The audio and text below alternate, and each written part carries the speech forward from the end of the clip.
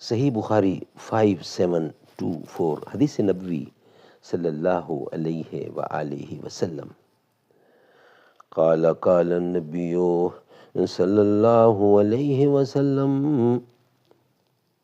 عن فاطمہ بنت منذر ان اسماء بنت ابی بکر رضی اللہ عنہما کانت اذا آتیت بالمراءۃ قد حمت تدعو لها اخذت الماء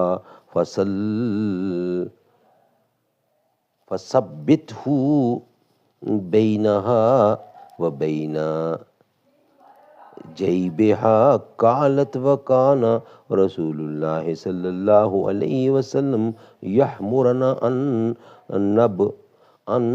نبردها۔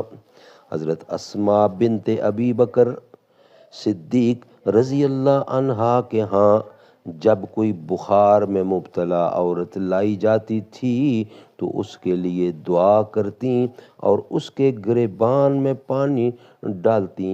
وہ بیان کرتی تھیں کہ رسول اللہ صلی اللہ علیہ وسلم نے ہمیں حکم دیا تھا کہ بخار کو پانی سے ٹھنڈا کرو۔